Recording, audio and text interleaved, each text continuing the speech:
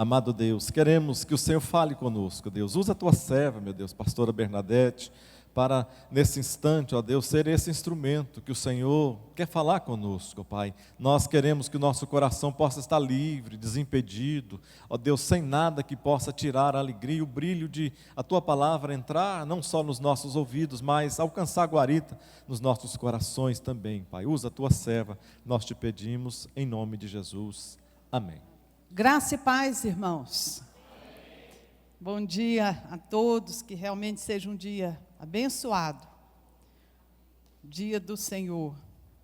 Nós estamos na terceira lição. Quem trouxe aí sua revistinha, vamos abrir na terceira lição.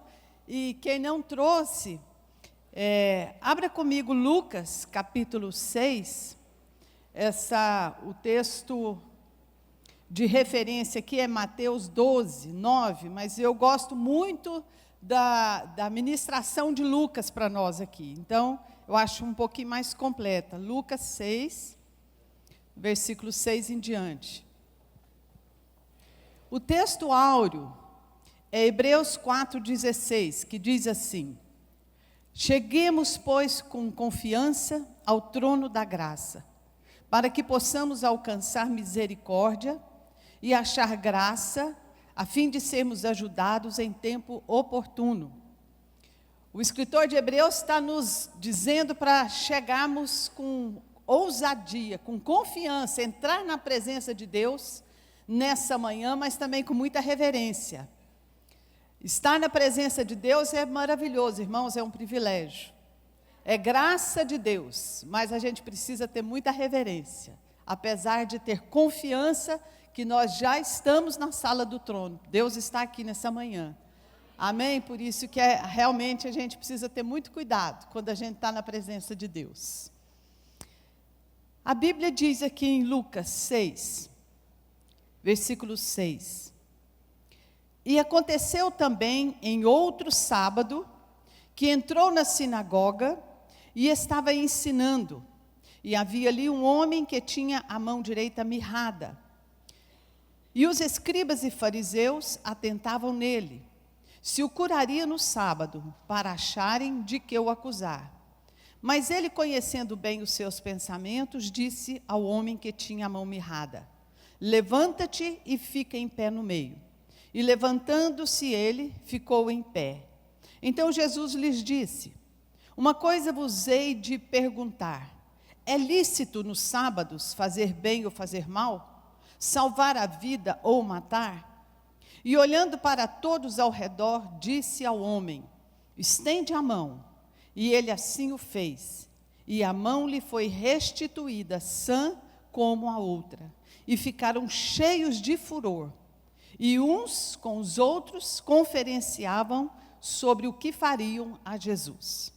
Então, o primeiro ponto dessa lição que nós vemos nesta manhã é o milagre da cura da mão mirrada. É interessante que Jesus começa dizendo que Jesus estava outra vez, num sábado, na sinagoga. Isso quer dizer que Jesus ele ia muito na sinagoga, aos sábados, para ensinar, irmãos. Se tinha uma coisa que Jesus fazia todos os dias, durante os 3 anos de seu ministério, Jesus ele não curava todos os dias, ele não expulsava demônio todos os dias, mas ele ensinava todos os dias, porque ele via a necessidade que o povo tinha de conhecimento de Deus. Os judeus, eles tinham uma religião, eles seguiam uma religião, e aqui nós vamos ver como é que os líderes eram cegos, não tinha relacionamento com Deus, não entendia nada de Deus, tinham leis, tinham tradições humanas. Então, o povo, Jesus disse, era cego guiando cego. Jesus, ele fazia questão de entrar na sinagoga, no sábado, para ensinar a palavra, não era por acaso. Aqui você vê, Lucas 6,6, ele estava no sábado na sinagoga, presta atenção. No Lucas 13,10, havia na sinagoga uma mulher encurvada há 18 anos. Jesus entrou na sinagoga para ensinar e para curar aquela mulher. Num outro sábado, Jesus estava ensinando na casa de um dos principais fariseus, e lá tinha uma pessoa, um homem enfermo. Jesus curou aquele homem. João 9,16. O cego, aquele que a gente conhece a história dele, que Jesus fez o lodo, curou aquele cego, foi no sábado. Irmãos, eu fico vendo como Jesus confrontava as tradições humanas. E eu acho isso maravilhoso, é uma coisa que a gente tem que aprender com Jesus e ensinar sobre isso. Qual era a questão do sábado? Os judeus, os líderes religiosos, eles pegaram uma lei que Deus deu a Moisés, e aquela lei era que o sábado seria santificado. E botaram 39 fardos em cima do povo de coisas que eles não podiam fazer no dia de sábado. Sendo que o propósito de Deus para o sábado não era que ele fosse um fardo, era que ele fosse um dia feliz. Se você entender o plano de Deus para a humanidade, para nós, você vai entender o seguinte: a terra foi criada e preparada para receber a obra coroada de Deus, que é o ser humano. Deus criou o ser humano para viver feliz na terra. Deus nunca projetou maldição, doença, miséria, briga, contenda, assassinato. Não, Deus não tem nada a ver com isso, irmãos. Nós fomos projetados originalmente para ser um povo feliz e abençoado. Aí você pega lá a palavra de Deus, Gênesis 1:29, diz assim, versículo 30, não precisa abrir. Ali você vai ver uma dieta que Deus preparou para o homem. Quer dizer que essa lei do sábado não foi para o povo de Israel, foi para Adão, lá no Éden, é para toda a humanidade. Então Deus, sabendo que uma das tarefas mais importantes que eu e você temos na vida, é cuidar da saúde. Porque o que vai acontecer quando eu ou você perdemos a saúde? Nós vamos ficar sem poder trabalhar, sem poder fazer a obra de Deus, sem poder, nós vamos paralisar, nossa vida vai paralisar. Então Deus quer que a gente viva com saúde, bem emocionalmente, espiritualmente e fisicamente também. E às vezes a gente não atenta para a vida física. E aí Deus lá em Gênesis 1:29, você vai ver, Deus, Ele é o professor de nutrição. Ele ensina para nós o que a gente deve comer, o que a gente deve beber, de onde vem a nossa alimentação, a carne, verdura, as plantações, tudo que Deus deixou na natureza é para o nosso bem-estar. Você vai ver que não tem nada de fast food, não existe isso no cardápio de Deus, mas existe uma dieta saudável e equilibrada. Aí Deus vem em Gênesis 2 e diz assim, Gênesis 2, presta atenção: e abençoou Deus o 7º dia, e o santificou, porque nele descansou de toda a sua obra, porque Deus criara e fizera. O fato de Deus ter abençoado o 7º dia, significa que Deus separou o 7º dia para Ele, para ser santo, para a gente estar reunido, buscando e adorando a Deus. O 7º dia é um dia de descanso, para que você e eu, a gente possa descansar o nosso corpo, a nossa mente, estar na casa de Deus, em comunhão. Jesus, de vez em quando, ele fazia isso, ele entrava no barco com os discípulos e ia para o mar. É por isso que o pastor Salmo, de vez em quando, ele vai pescar, gente. Precisa. Meu marido adora pescar também, né, pastor Rui, de vez em quando tem que sair. E as mulheres têm que deixar os homens ir, porque tem que descansar. O descanso faz parte.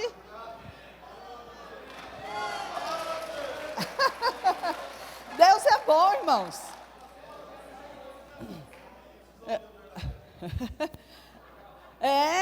Porque Deus preocupa com a nossa saúde física, irmãos.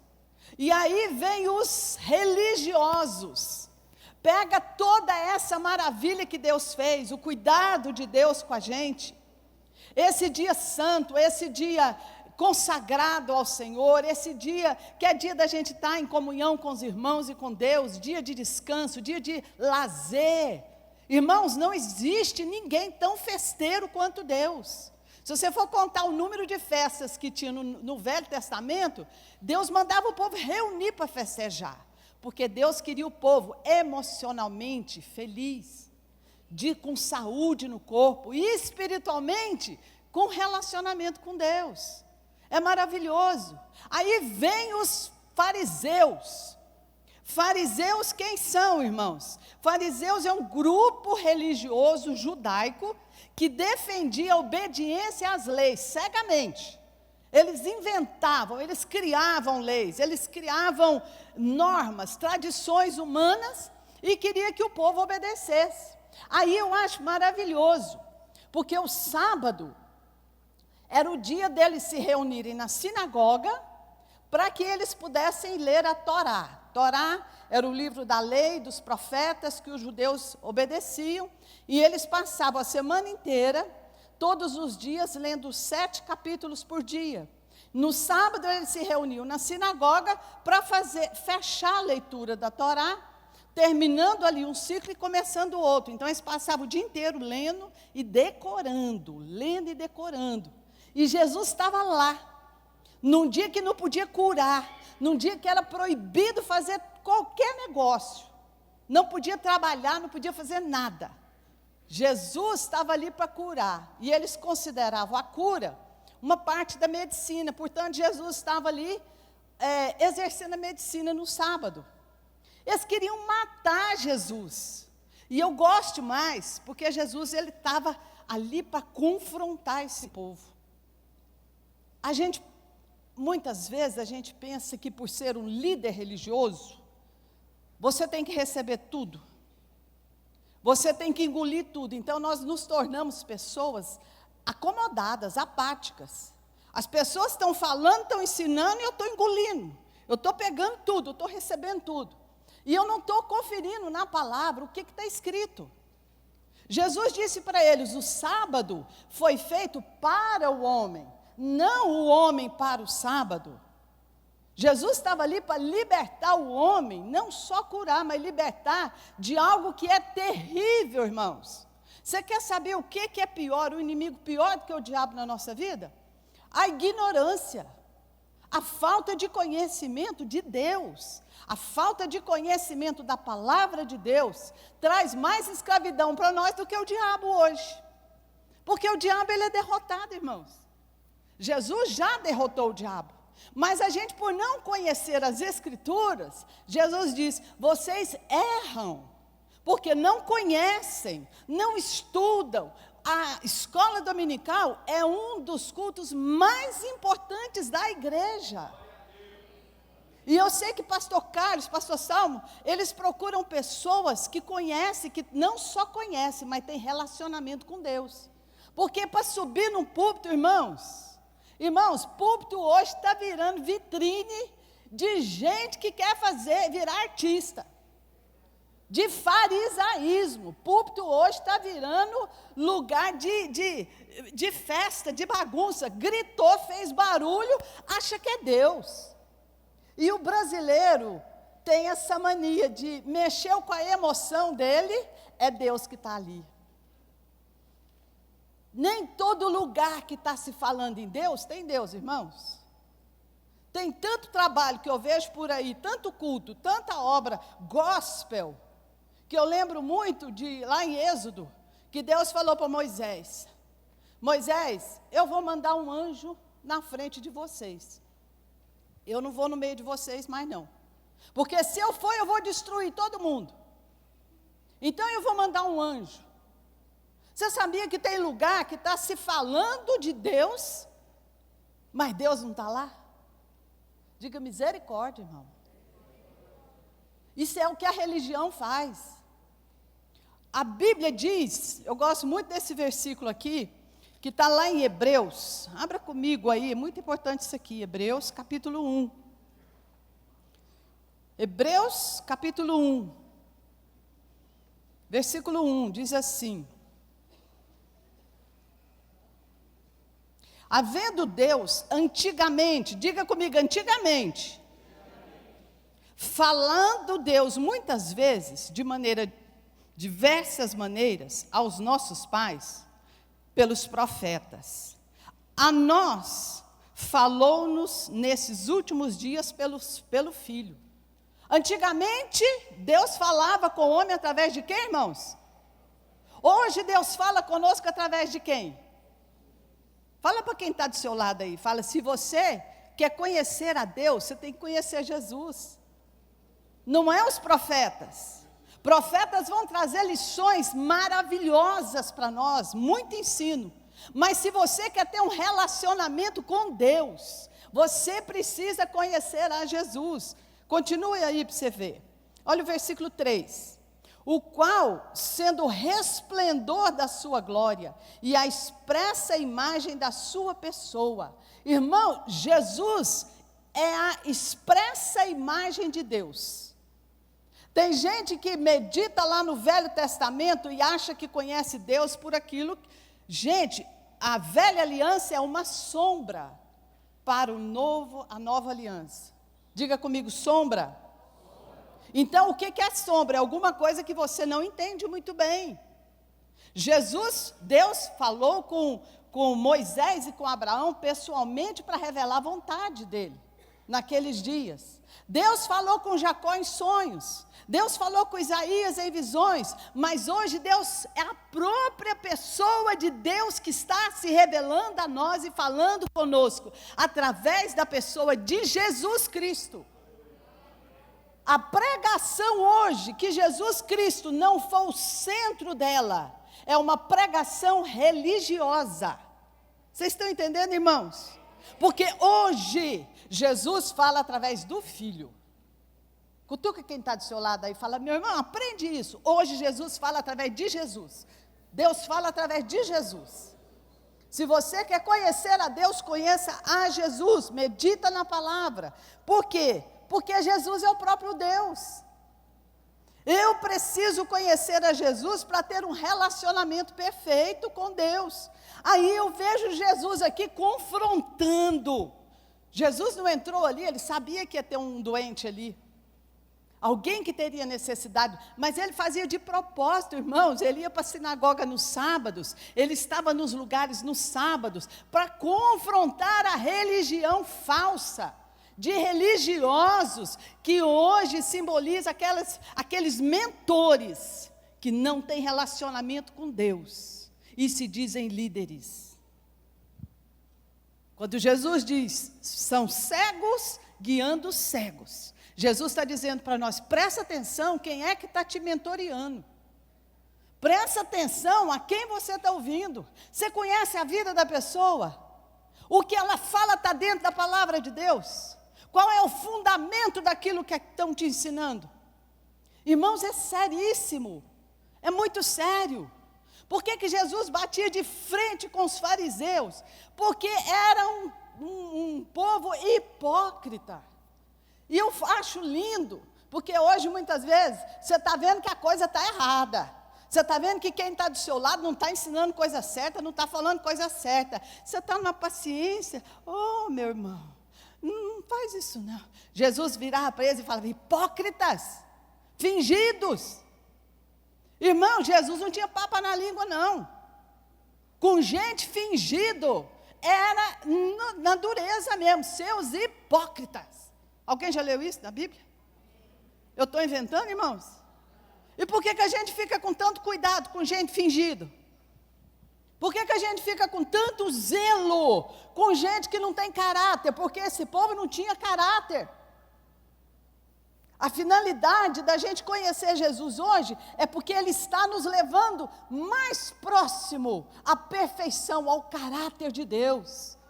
Nós estamos sendo restaurados aquilo que nós éramos, irmãos, lá no Éden, imagem e semelhança de Deus. E o falso religioso, o fariseu, o hipócrita, ele vem para ensinar coisa errada. E eu vou te contar, tá assim, ó. Irmãos, eu prego em muitos lugares, em muitas igrejas. Ano passado eu estava dando um seminário nos Estados Unidos.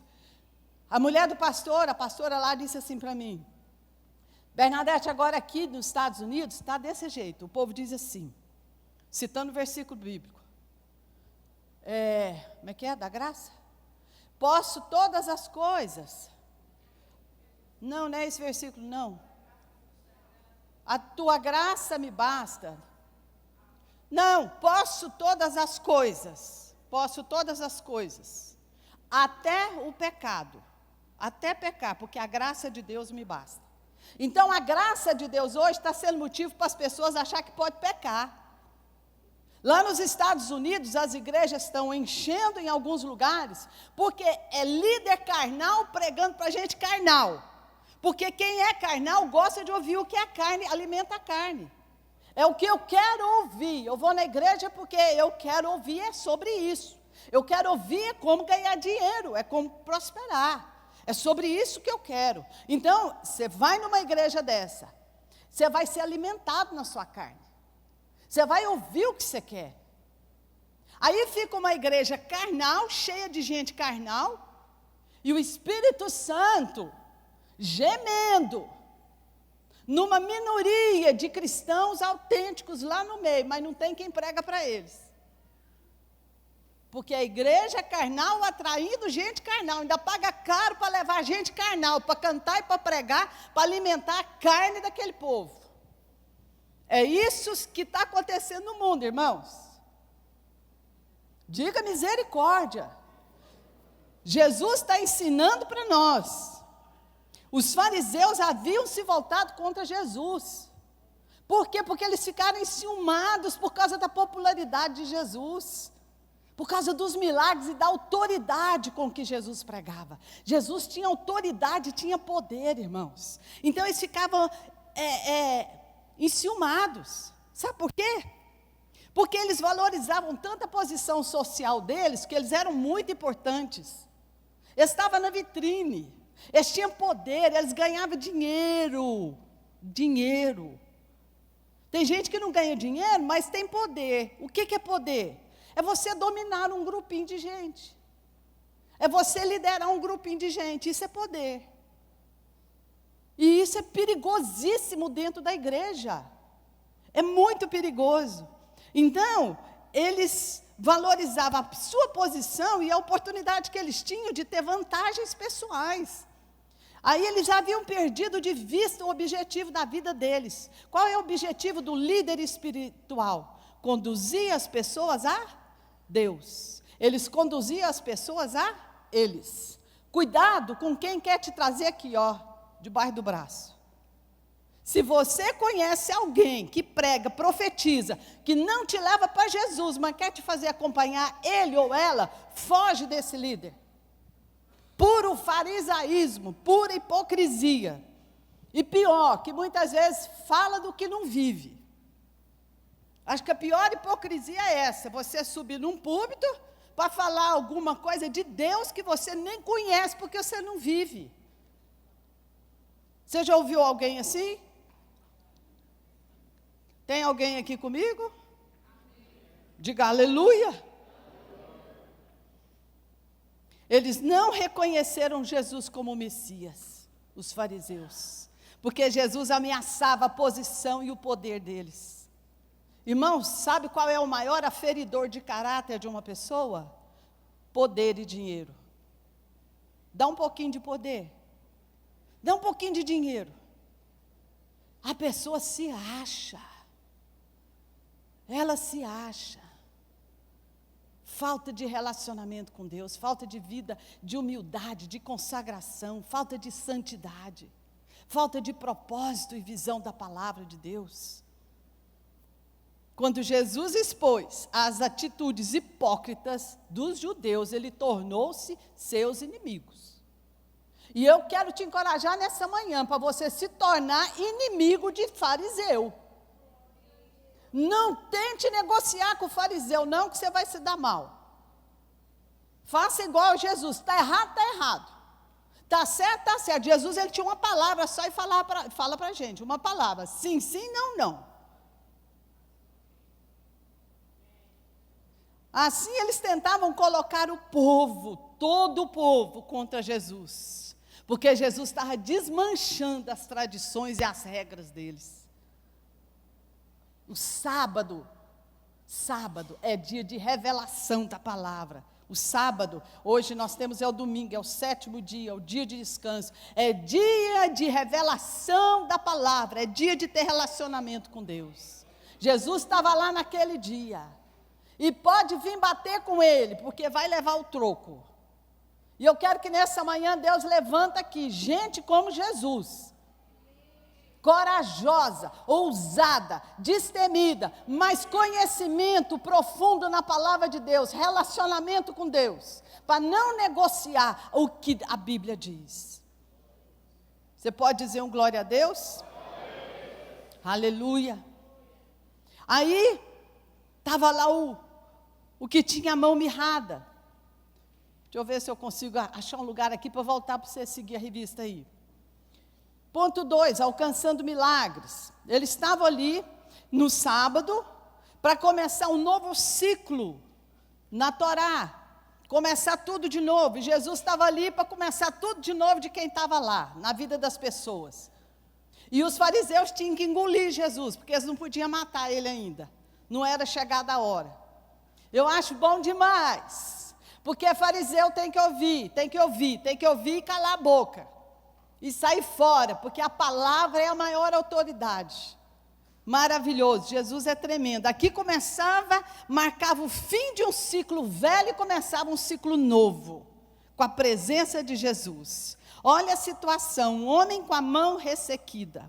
O que significa uma mão direita? A Bíblia diz que era a mão direita, a mão do trabalho. Aquele homem estava sentado ali num canto, envergonhado, humilhado, porque com certeza aquele homem não podia trabalhar. A mão dele era atrofiada. Aquele homem estava amaldiçoado pelos fariseus. Aquele homem estava excluído da adoração a Deus. Ele não podia nem chegar perto, irmãos, para adorar a Deus por causa da mão doente. Se isso é amor, se isso tem Deus no meio. E aí chega Jesus e diz, olha o que a Bíblia fala aqui, versículo 7. E os escribas e fariseus atentavam em quem? Para Jesus, se ia curar no sábado para achar do que acusar. Eu estava prestando atenção em Jesus, não era nem no que eu estava lendo. O que é que ele vai fazer aqui agora, esse baguncento? Esse perturbador, eu gosto mais dessa palavra. Elias, um dia o rei chamou ele, lá vem aquele perturbador. Gente, que Deus levante nessa manhã perturbadores do inferno aqui. Que Deus levante aqui gente para perturbar os religiosos, para desmascarar. Máscara precisa cair do nosso meio, irmãos. E aonde você for, você tem que estar preparado, porque no mundo inteiro está cheio de gente mascarada. A aparência é uma coisa, a vida é outra. Aí Jesus vê aquele homem, uma pessoa inútil, derrotada, doente e excluída da sociedade. Jesus faz o seguinte, diz para ele assim, olha o versículo 8. Mas ele conhecendo bem os pensamentos, de quem que Jesus conhecia os pensamentos, irmãos? De Jesus, não esconde nada de Deus, não, ninguém esconde. Disse ao homem que tinha a mão direita, mirrada, levanta-te e fica em pé no meio. E levantando-se ele, ficou em pé. Irmãos, Jesus aqui deixou os inimigos dele furiosos. Porque além de ter lido os pensamentos deles, Jesus ainda escarneceu das leis dele, expondo o ódio que estava no coração deles. Você está vendo tanto que a Bíblia tem coisas importantíssimas, numa mensagem da cura da mão mirrada. Jesus primeiro foi combater a religiosidade, a incredulidade, porque aquele povo estava afastando o povo de Deus. Jesus disse para aquele homem da mão mirrada, lá no cantinho, sai daí, vem aqui para o meio. Não para expor, não para envergonhar, mas para transformar a vida daquele homem, todo mundo ia servir de testemunha.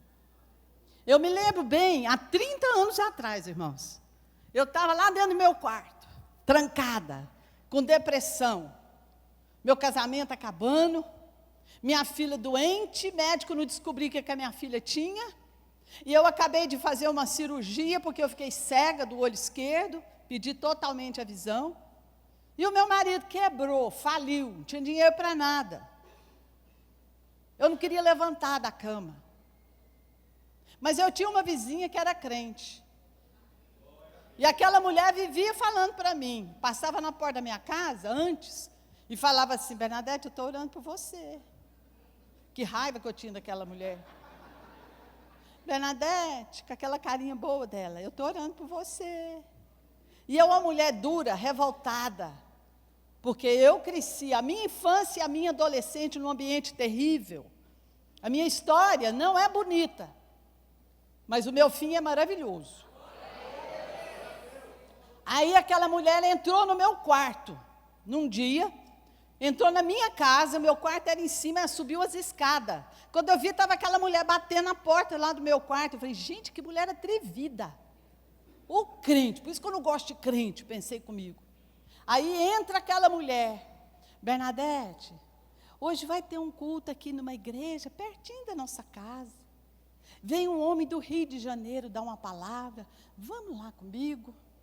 Irmãos, tem nada que o amor não quebre, a dureza. O amor daquela mulher quebrou a dureza do meu coração. Mas ela preparou antes, porque ela intercedeu muito por mim. E aí eu pensei comigo assim: gente, essa mulher já está orando tem tanto tempo, eu vou lá para ver se ela me dá sossego. Eu queria sossego dela. E eu fui naquele culto, naquele dia, sentei lá no cantinho. Eu lembrei de mim com esse homem aqui. Cantinho, para ninguém me ver, porque eu era uma mulher da alta sociedade. Eu e meu marido, a gente vivia em coluna social, porque a gente tinha dinheiro, a gente participava de tudo quanto é festa da alta sociedade. Então a gente era muito conhecido, muito visado. E eu não queria que ninguém me visse naquela igreja, porque o último lugar que eu pensava entrar na minha vida era uma igreja de crente. Aí era o fundo do poço. Ficar sem dinheiro, o casamento acabar, ficar sem saúde era ruim demais, mas entrar numa igreja evangélica, aí é demais, irmãos, aí é de lascar o cano. Aí peguei um vestido com a gola grande e fui, sentei lá. Eu falei: se entrar alguém aqui, a igreja lotada, se entrar alguém aqui e me ver, eu vou esconder atrás da gola aqui, ó, não quero que ninguém me veja. Olha o orgulho, irmã, não tinha nada para comer lá em casa, tá? Nada para comer, não tinha dinheiro para nada. Mas o orgulho. E aí, aquele pastor pregou, desse tamanhozinho, 1,5 metro de homem. Mas puro poder de Deus. Palavra. Aquela palavra entrou no meu coração, irmão, você não tem noção. Eu olhava e falava: gente, alguém contou da minha vida para esse homem, está falando para mim. Mas eu sabia que ele não me conhecia, eu morava em Anápolis nessa época, nem de lá ele não era, ele era do Rio de Janeiro. E aí, no final, que ele acabou de pregar, eu maravilhada com aquela palavra, fiquei animada. Ele falou assim: quem quiser uma oração, vem aqui na frente. Irmãs, foram os crentes e tudo. Quem mais precisava ficou lá. A mais pobre, a mais miserável, a mais carente era eu. Fiquei lá no fundo, esperando a fila acabar, ó. E fila, e o homem orando. Quando eu cheguei na frente dele, aquele homem olhou para mim com tanto amor. E ele disse assim para mim: o Espírito de Deus está me mostrando que a sua vida está assim, assim, assim, assim, assim.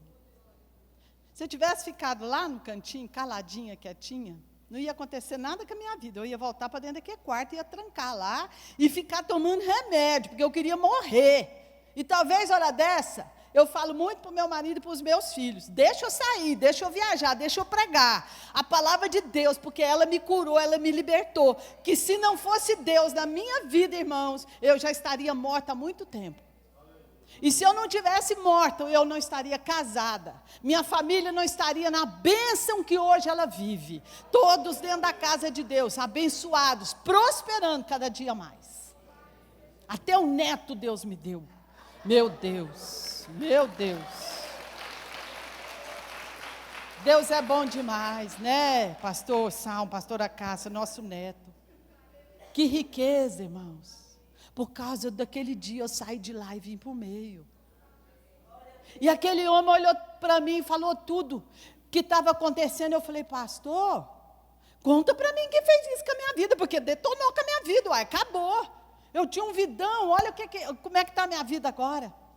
Fala para mim que eu vou sair daqui, vou atrás dessa pessoa agora, e vou quebrar o pau com ela, porque eu era de quebrar o pau.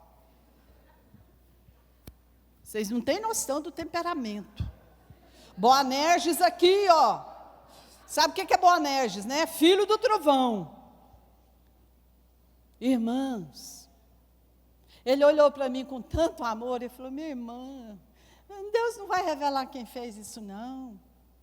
Mas é inveja, é tanta. Você habita num mundo corrupto, um mundo cheio de inveja, um mundo onde jaz o maligno, todo mundo torcendo para a sua vida ser contra, o contrário, porque vocês são pessoas que aparecem na sociedade de influência, tem muita gente torcendo, e o mal vem mesmo. Só tem um jeito da sua vida mudar: entrega a sua vida para Jesus. E ele pregou para mim, irmãos, eu estudei em colégio religioso, do pré até o 3º ano. Eu nunca tinha ouvido a pregação do evangelho como eu ouvi naquele momento. 5 minutos aquele homem mudou minha vida. Era Jesus falando comigo. Eu só precisava entregar a minha vida e confessar, porque hoje tem uma coisa que a gente esquece: se confessardes os vossos pecados e arrependerdes, sereis salvos. Não é só confessar Jesus, porque tem um bando de gente dizendo para Jesus: Senhor, eu creio, mas tem que confessar e arrepender. É vida nova, vida nova. Irmãos, eu larguei as velhas amizades, eu larguei o mundo, eu comecei a andar com Jesus, mudei minha roupa, mudei meu estilo de vida, tudo. Aí eu comecei o perigo. Comecei a ir em igrejas onde eu achava pessoas muito religiosas. E aí vinha os costumes, o farisaísmo. Aí o que acontece? Eu olhava a vida daquele povo, tudo estragado. Eu falava, bom, aí a ficha caiu. Eu falei, não é isso que vai me levar a Deus. Não é isso que vai transformar a minha vida. Até que um dia, depois de alguns anos, eu comecei a ir para convenções da DONEP. A convenção da DONEP me libertou. Porque eu vi gente bonita, arrumada, cheirosa, cheia do Espírito Santo e do poder de Deus. Até então eu estava atrás de farisaísmo, religiosidade. E eu fico com muita pena quando eu vejo gente andando igual eu comecei a andar, achando que tradições religiosas é que vai trazer a bênção de Deus. E aí Jesus viu o pensamento daquele povo. Jesus disse, vem para o meio, você só precisa crer. E ele disse para aquele homem assim, Jesus no versículo 9, ele ainda disse mais. Uma coisa vos hei de perguntar, virou para os fariseus, é lícito no sábado fazer bem ou mal, salvar ou matar? Gente, Jesus não dava trégua para os fariseus. Jesus queria operar um milagre, mas ele tinha que combater a religião. E ele tinha que falar a verdade, porque a verdade não dói, a verdade liberta. Tem gente que não gosta de ouvir a verdade.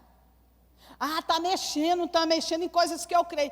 Deixa eu te falar um negócio, não importa quem te ensinou. Tem coisa que a gente aprendeu lá atrás. Tem coisa que eu aprendi há 20 anos atrás que eu tive que deletar.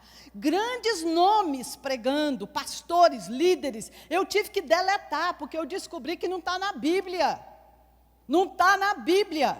Ensinos errados, gente que quer atrair multidão. Pelo amor de Deus, é melhor uma igreja pela metade, cheia da palavra, do conhecimento, do Espírito Santo, que vai sair, vai alcançar outras vidas, do que uma igreja lotada de gente que não tem relacionamento com Deus. A sinagoga vivia lotada de fariseu. E olhando, versículo 10, olhando para todos ao redor, disse ao homem, estende a mão. E ele assim o fez, e a mão lhe foi restituída sã como a outra. Você sabe o que eu acho maravilhoso em Jesus? Jesus não gritou, Jesus não sapateou, ninguém tremeu, ninguém arrepiou, ninguém fez barulho. Autoridade não precisa de barulho, irmãos. Quem tem autoridade não precisa gritar. Quem tem autoridade não precisa tremer, sapatear. Não precisa. Nessa manhã, a palavra de Deus para nós é essa. Se tiver alguém com a mão ressequida, atrofiada, isso significa o que na nossa vida? São áreas da nossa vida que às vezes a gente está dentro da igreja, está andando com Jesus, mas ainda tem alguma coisa que precisa romper. O emocional não está bom. A igreja está cheia de gente com estado emocional depressivo. Eu sei o que é uma depressão. Eu já passei por isso, eu já experimentei na carne, irmãos. É na carne, porque a carne sofre, você quer só morrer. Jesus está aqui para libertar, para dar uma mão nova para você adorar a Deus, com alegria, com saúde, feliz, irmão, vendo a sua vida financeira romper, vendo a sua família feliz, abençoada, vendo o seu casamento restaurado. Irmãos, eu fico impressionada, tem gente que faz tanto curso para casar, a palavra não entra, irmãos, no coração, não adianta. Eu e meu marido, nosso casamento foi restituído, restaurado. Meu marido nem para a igreja ele tinha ido. Ele foi para a igreja 4 anos depois de mim. Mas a palavra entrou no meu coração. Irmãos, eu ficava trancada dentro do banheiro para o meu marido não ver. Eu deitava no chão, chorava em cima da Bíblia e orava. Deus, eu quero a transformação do meu marido. Mas eu sabia que, em primeiro lugar, a transformação tinha que partir de mim. Eu reconheci que eu era o lado pior. Eu precisava de transformação e deixei a palavra entrar e me curar. Eu quero te dizer que eu era uma mulher possessa de demônio. Ninguém nunca precisou botar a mão na minha cabeça para expulsar demônio, porque quem tem ódio, quem tem revolta, quem tem ira descontrolada, é uma pessoa que tem demônio. Eu era assim. Nunca ninguém botou a mão na minha cabeça para expulsar demônio. A palavra entrou, me libertou, irmãos, pelo amor de Deus. É tanta campanha, é tanto ensino, é tanta coisa. Se a palavra, se Jesus te libertar, irmão, nessa manhã, verdadeiramente você vai ser livre. Religião não pode pôr fardo em ninguém. Então, somente não peques mais. Não peque. Saia dessa vida velha. Jesus, ele chamava os discípulos, sabe de quê? Odres velhos. Vocês são sacos velhos, que não pode conter o vinho novo. Está uma página aí para trás, ó, no capítulo 5 de Lucas, versículo 37. Fariseu, gente que não dá conta de receber a nova mensagem, as boas novas, o evangelho. Jesus te libertou. O mesmo pacote que te salvou, a palavra que te salvou, é a que te cura. É que te liberta, é que te dá autoridade para você pisar serpentes e escorpiões e toda a força do mal.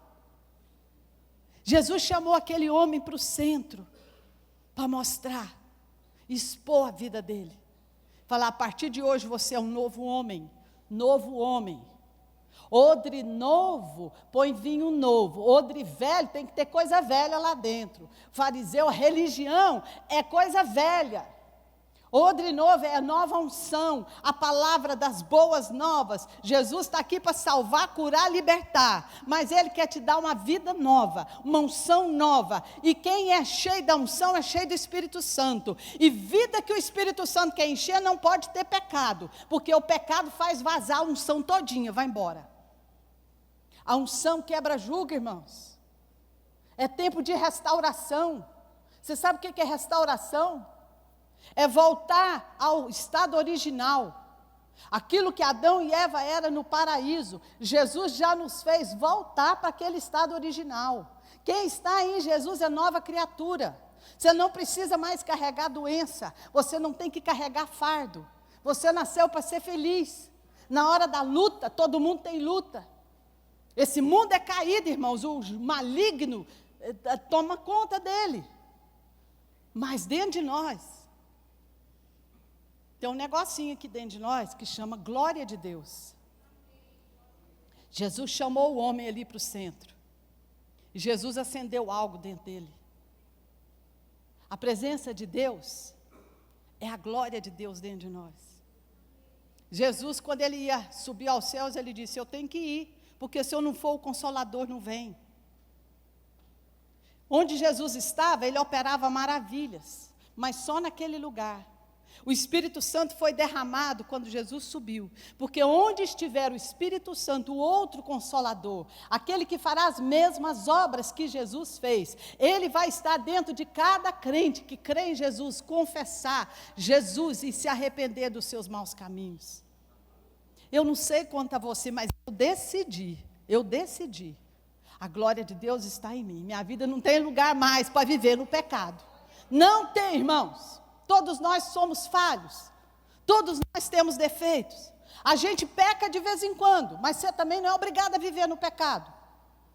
Viver no pecado é lá para trás. A vida nova é vida com Deus. Espírito Santo, aquela consciência que você está carregando Deus aonde você vai, irmãos. Você senta na frente da televisão, você tem consciência que Deus está ali. Será que o que você está vendo está agradando a Deus? Onde você entra, Deus vai entrar com você, o Espírito Santo vai ter que sair de você para ficar lá fora. O que você fala está edificando alguém? Os seus negócios, você está conduzindo?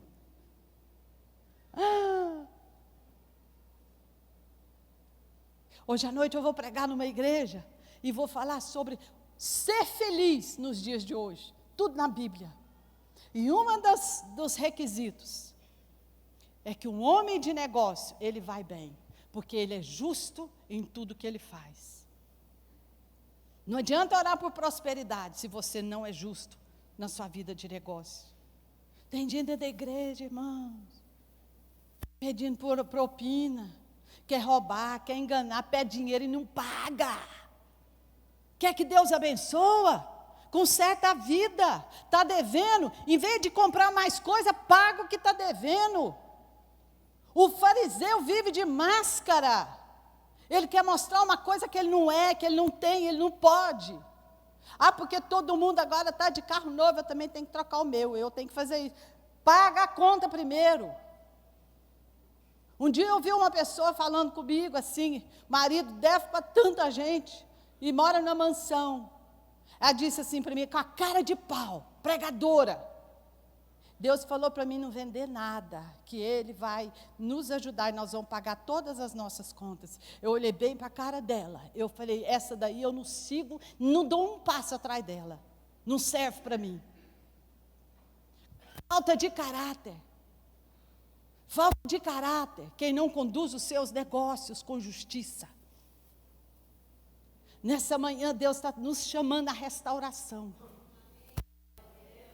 Irmãos, é no silêncio, é na tranquilidade, é na palavra. Jesus está te chamando para vir aqui para o meio. Eu vou descer, que eu quero te chamar para vir para o meio. Você que está sentindo que está aí com a mão mirrada, alguma área da sua vida está presa, está seca, está atrofiada. E eu não sei que área que é, mas Deus está aqui, na calma. A fé é a palavra, irmãos, é a palavra que cura. É a palavra, não precisa fazer show, não precisa fazer estardalhaço, barulho, é a fé. Jesus diz que o justo vive pela sua fé. É a fé que Jesus cura, é a fé que Jesus transforma, é a fé que Jesus muda toda e qualquer situação, e não há impossíveis para Deus, não existe, Deus não conhece essa palavra. Ele diz que Ele nos conduz de triunfo em triunfo. Eu quero chamar nessa manhã aqui, aqueles que são vitoriosos em Cristo, mas tem uma área da sua vida que está precisando melhorar, romper. Eu quero que você saia do seu lugar e venha aqui para o meio. Agora, pode levantar e vir. Vem debaixo da graça. Há uma unção nessa manhã aqui, para cura, para libertação. Jesus está aqui, irmãos, é Jesus. Não tem artista, não tem grandes nomes, não tem estrela. Ninguém pode tomar o lugar que é só dele. Jesus é a expressa imagem do Deus vivo. Ele é Deus e Ele está aqui. A palavra é o próprio Jesus falando conosco nessa manhã. A glória de Deus está neste lugar. Fecha seus olhos e venha crendo. Venha crendo, venha com fé. Você vai experimentar milagres. É tempo de restauração, é tempo de cura, é tempo de vida fluir de você, vida de Deus, vida de Deus. Pai, nessa manhã, nós te louvamos pela tua presença. Pai, não tem ninguém aqui tão maravilhoso, tão importante, tão grande, tão bom e fiel como o Senhor. Senhor, nós levantamos as nossas mãos livres de toda a escravidão, Pai, do pecado, da religiosidade, te adoramos. Pai, aqui tem pessoas que ouviram o Senhor chamar elas para o meio, Pai. Elas sabem que o Senhor está aqui para curar, elas sabem que o Senhor está aqui para dar vida naquela área que está atrofiada, seca, não está rompendo. Vida ministerial, vida espiritual, Pai. Senhor, cada área da nossa vida precisa fluir, Pai. A tua palavra diz que rios de águas vivas vão fluir do nosso interior. Senhor, vem operar os teus milagres. Cada um aqui, Senhor, tem uma necessidade diferente. É na família, é no trabalho, é na saúde, é no corpo, Senhor, é nos negócios, é algum papel que precisa ser assinado, é um exame que precisa ser realizado, é uma cirurgia, Pai. Mas eu creio que o Senhor pode fazer cirurgia aqui hoje, Pai, sem que ninguém toque, meu Pai. Tu estás aqui, ó Deus vivo, Deus poderoso.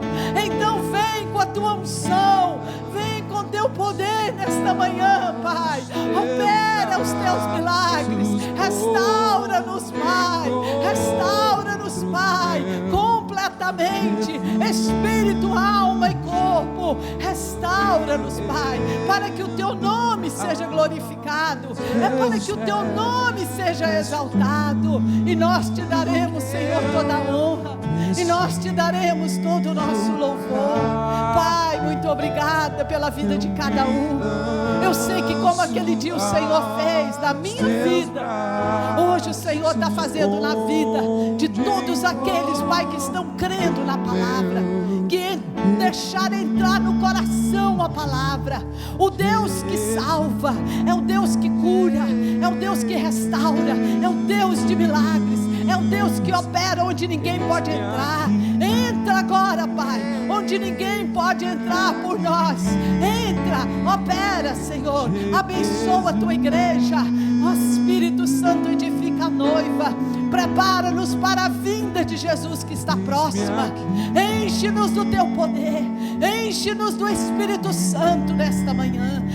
Enche-nos, pede a Deus, irmãos, pede o Espírito Santo, vem me encher nessa manhã, vem transbordar, vem, Senhor, dá-nos poder, dá-nos autoridade na palavra, ensina-nos, ó Deus, ao caminho que o Senhor quer que a gente ande nele. Pai, abençoa cada família aqui representada, que sejamos famílias felizes, famílias restauradas, Senhor, segundo o teu propósito, o teu plano, gente feliz que faz outras pessoas felizes. Deus, nós te agradecemos por este mover, nós te agradecemos, Pai, pelo orvalho que cai nesta manhã. É o teu mover, Pai, é o teu mover, Pai, é o teu mover nesta manhã. Aleluia, glória a Deus, glória a Deus. Adore ao Senhor, meu irmão e minha irmã, levante as suas mãos e adore a Deus, glorifique a Ele, porque nesta manhã algo está acontecendo na sua vida, algo está acontecendo nesta situação que você colocou diante de Deus. Algo está acontecendo, algo novo de Deus está chegando na sua vida agora, algo novo de Deus, nova estrutura, nova unção, nova palavra, a verdade que liberta, a verdade cura, a verdade sara. Aleluia, Pai, é tempo, Senhor, que a tua glória seja vista no nosso meio. Nós te agradecemos. Obrigada, Pai. Obrigada, Espírito. Agradeça a Deus. Levanta suas mãos. Agradeça a Deus. Agradeça a Deus até onde você não imagina. Deus está operando nesta manhã. Deus está operando nesta manhã. Ele diz coisa que você não pensou, coisa que você não viu, coisas que você nem imagina. Eu estou preparando, eu estou fazendo, eu estou movendo na sua vida, porque você deu um passo, porque você creu, porque você pôs a sua vida nas mãos do Todo-Poderoso. Algo novo vai acontecer. Aleluia. Obrigada, Pai. Aplauda ao Senhor nesta manhã. Diga que você o ama. Diga que você o ama. E volte para o seu lugar abençoado nessa manhã. Volte abençoado, cheio da presença. E que você tenha uma semana dessa forma, cheio da palavra, cheio da presença e abençoados. Em nome de Jesus.